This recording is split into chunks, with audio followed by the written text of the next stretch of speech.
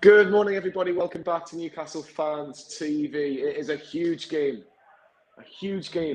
on Merseyside tomorrow night as Everton take on Newcastle United. I'm here with Louis, Massimo, Tony's been on the channel a few times now. I'm sure you all recognise him.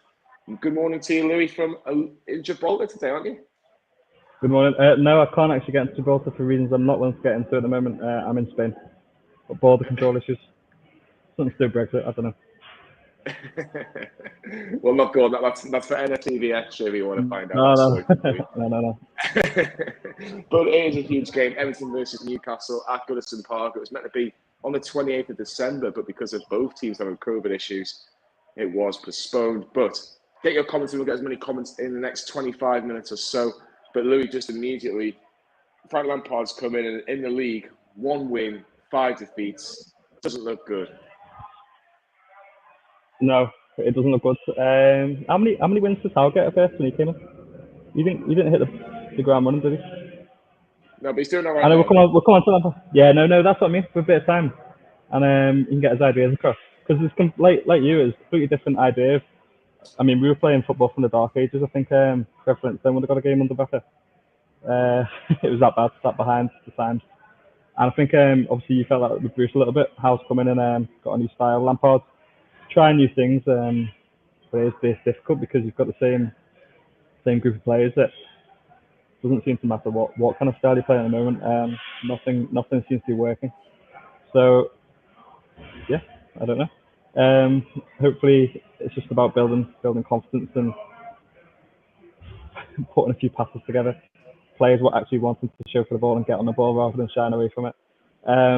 You got seasoned players there like Decore. I'm gonna call out. I like Decore, and he's had injury problems and he had a very good start to the season. But he was scared of the ball on when do we play?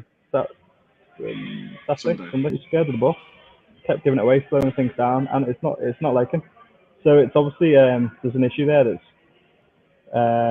squad wide, like it's across the whole squad, and it's up to Frank Lampard and the coaching staff to install the confidence. I think he can do stuff. Still time. I was going to say it is interesting to see what happens in Lampard because he came from Chelsea after getting sacked, and obviously Thomas Tuchel came in, done exceptionally well in the now very difficult circumstances now. But a good morning to Steve. He's obviously donated, obviously he's part of the channel. So he's a lovely lad, Steve. Lovely lad. What's a good morning to Steve. Jamie says Big Joe will be back. Which Joe are you on about, Jamie? Because we've got Big Joe Linton, Big John Joe Shelby, and Big Joe Wilkes. So we'll talk about Newcastle later on. He means Joe Royal, I think, doesn't he? Joe Royal. Maybe from the Everton side of things. But for Everton, it is a huge game. 22 points. You're just out of the relegation zone now on goal difference. You seem quite calm and relaxed about it, though, Louis. Surely you're going to be panicking a little bit if Newcastle get a result tomorrow. Well, it's easy for me. I'm a little bit further away, so I don't have all the doom and gloom in work. Well, there's a few Liverpool fans in work, but I don't have all the doom and gloom of being close to it. So I kind of try and switch off during the week because that does you no good anyway. There's a lot of people on Twitter that will talk about it, but and they'll moan about the problems with the board, and they'll moan about the problems with not buying a defender in January, not buying a holding midfielder in January. But ultimately, between them, okay, we're playing Thursday, this is different, but between your last game and your next game, none of that can change. So I was trying to switch off from it. You know me, I've always tried to be a calm person. But yeah, I mean, it was only in the group chat the other day I was saying I don't think it'll happen in my lifetime.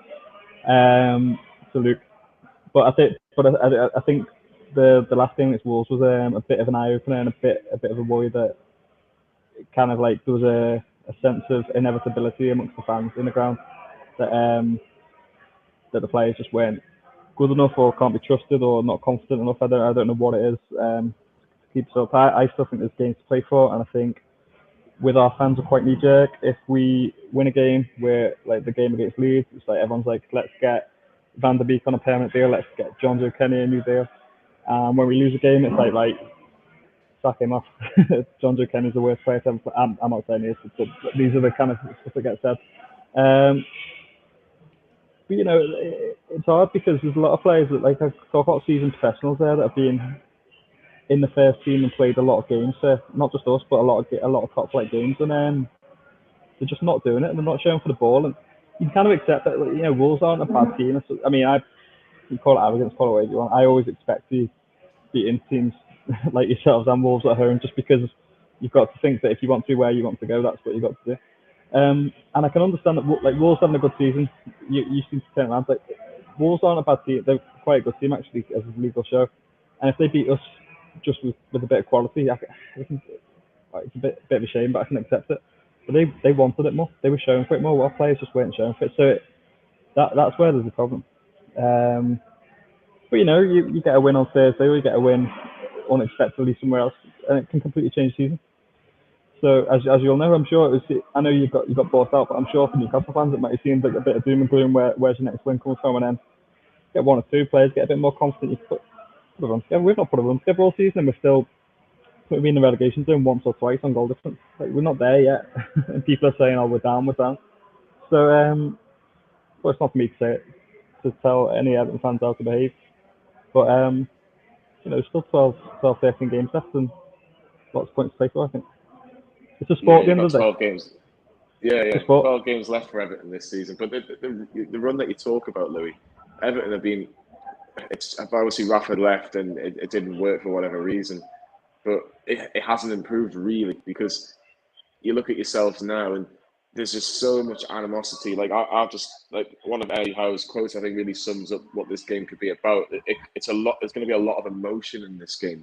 I think if Newcastle were to get an early goal in say the first 15, 20 minutes, I think Goodison can be a good and bad place. A bit like St. James, if it's going well, if it's not going so well, it can be a little bit toxic on the players. Had the players got the bollocks basically to stand up to the Goodison faithful and go, do you know what?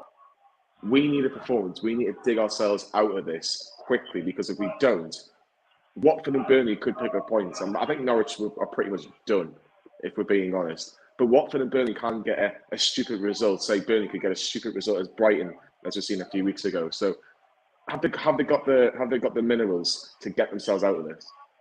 I think I think Watford and Burnley will stay up. I think it'll be. I think Brentford will go down. I think it'll be between us and Leeds. But I think they'll stay up. But I think you'd be lucky to find a pair between the squads at the moment, the way it's looking. And there's a lot of emphasis on, like, Lampard trying to bring a togetherness, especially at Goodison Park. I think he's got a few things tactically wrong. But he's a young manager, and he's trying different things because things aren't working. So they will come good eventually. I think. But yeah, he's trying to bring a togetherness and, like, we know the fans are going to create a good atmosphere. And this isn't a dig at Lampard. This is like, our fans can be really good, like you said, and really emotional.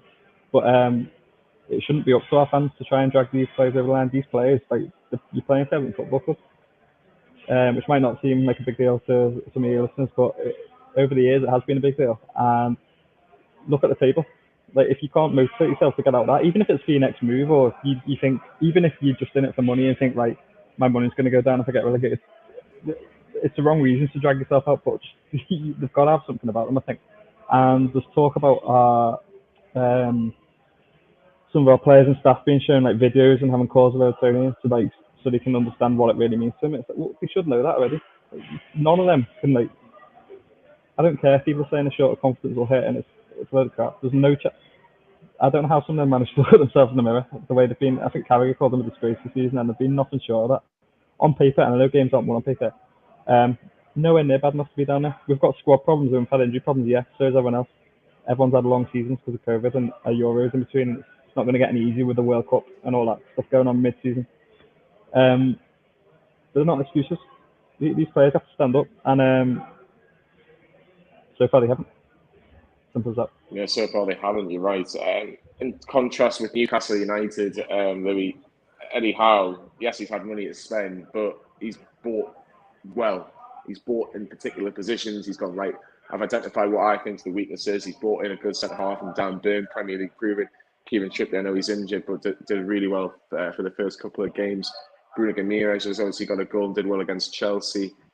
It's looking rosy for Newcastle, and just in 2022, we've won 6, drawn 2, lost 1 in the league. We're a tough team to beat at the minute. We're quite solid, which is quite strange as a Newcastle fan saying that's in particular at the back. And We know on another day we could have got a point against Chelsea. Do you think the solidity of Newcastle's defence is probably the reason that they're going to stay? Because Chris Wood up front doesn't really frighten many teams, but defensively and how solid we are, we're not conceding many. Yeah and no. I go back to like your signings, like bar Trippier and Ramirez. They're not particularly exciting signings, and for some of them, I think like Wood's like he's taking them off a rival, and he's going to be enough to keep you up. So it's good for the immediate. But then you look at this, and I don't think you'll continue to keep signing those players because as restrictions will come in financially, you'll have to buy a bit clever, and you buy better players and sell them on. I'm sure you'll do that, especially with Dan Chef coming in. But I think I wouldn't put it just down to offence. I think you've bought players in. If you look at them, I don't know too much about like Ramirez, but he seems to scored a fantastic goal against Southampton. Louis, worth every penny. Can watch it, but he's brought in honest, hard-working players to buy into the system, and that's what he did at Porto at the start, and that's how you build a culture and build a club. I think, to be fair to him, because he's obviously got a group of players he trusts there that are going to put a shift in for him. So it's not necessarily that the defensively they have been defensively solid so far. But I think as time goes on, how teams, I think that'll soon weaken because, well, look at Bournemouth. But I think for now, for getting the run together, I think he's brought in players that obviously are going to play the way he wants to play, do what he wants, and be solid and be there for the team. And I think in that respect, you've got to say they've bought well. I do think financially, how shrewd are they or long term? That might be questionable, but I think it's for the short term, which is, let's say, so what you want to buy for, and that's generally fair enough. Yeah, it's going to be very, very interesting because I think the signings, yes, haven't been spectacular in terms of the names, but I think they're just pieces in the puzzle. You got fans from Nepal, right? No, yeah, we're not too bad around here. We're not too bad. But Sam's in the comments. I know everyone loves Sam at Newcastle Fans TV. Yes, we do have a show where we do interview ex-players and legends. We had one yesterday. It's Shaka Hislop. So make sure you give that a watch after you finish watching this one. It's fantastic. Talks all about his Newcastle career, his punditry career with ESPN, and of course the fact he's got the freedom of the city because of all his work that he's done for show races and the red card. So fantastic one. Make sure you give that a watch. All the links to the previous episodes are also in the description for the Shaka Hislop one. As well, in terms of Newcastle United, Eddie Howe has just done his press conference. And there's some mixed news in regards to team news. Joe Willock should be okay, according to Eddie Howe. He has trained, so we could see him back in the squad for the game tomorrow night. Joe Linton very much 50-50. He's been absolutely unbelievable since the turn of the year, since Eddie Howe's come. He's really transformed it. Joe Linton, getting a real tune out of him, but he's 50-50. John Joe Shelby, the former Liverpool man, which I'm sure Louis is absolutely delighted to talk about. He's struggling to get into this squad tomorrow. So Willock and Joe Linton potentially back in, Shelby not involved. What do you think to that, Louis? Because Shelby not struggling to get in the squad anyway. He's not struggling every week. He's been fantastic under Eddie Howe. Do any of those players worry you in terms of? Do any of those players worry you in terms of coming back? Because Joe Linton has been a player transformed, Louis. No, honestly, nothing against Newcastle, but the players that worry me are if you start reading out our team news, like Michael Keane's going to get a game. Rondon might get a game. No, not Rondon, but no, I'm honestly like with every game, I'm more worried. There's nothing. Obviously, I'm on a Newcastle channel, so I should probably talk more about Newcastle. But I think it's all about our team where we turn up. I think, and your team will turn up and play decent. And I think, to be fair, you beat us at St James's. I don't even think you played. I think you played decent, but that was enough. I think you've probably played better against Chelsea and lost than you played against us someone. So I think you'll turn up and play decent, and because you're getting a bit of consistency about you. It's how we turn up, and that's my main worry is how we turn up. And it goes back to whether they want to stand up and counter. These like the players you mentioned there, they're all right. They're fine. They might. You say more than me. But do I go into games at home fearing John Joe Shelby, Joelinton? Not normally though. I think Joelinton's he's improved in that since he's dropped back. No, I think you've got also even if those don't play, you've got other players that are still capable of picking us off if we're not on our game. So it's our players, I guess. Yeah, definitely. Gary's asking, what does the Everton fan think of their weakest link? For me, it's T-Rex. I'm sure he's referring to Jordan Pickford.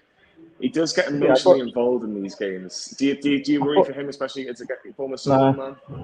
Nah. I thought by T-Rex he was on about Benitez as a style of football for a minute then, but someone else had Rondon or Townsend he brought him. But I think Pickford's fine. I don't think he was particularly at fault last time either. Like we talked about in the last game at St James. He's grown up a lot, like he's matured a lot, and he doesn't make that many mistakes, if any, now, really. Maybe there was a game against one of the goals against Spurs he could have done better. Casper Weathers cost the team there. People are talking about Ramsdale. I'm not even going to do this campaign on for Victor to stay in goal for England on Newcastle TV because I know exactly what the backlash is going to be. So let's move on. No, in answer to your question, I think Pickford will be fine. It's the defence I worry about. It's the midfield I worry about, and the south forwards not keeping the ball well enough I worry about. Yeah, it's going to be fascinating to see. Yeah, for sure. It's going to be fascinating to see what happens tomorrow night.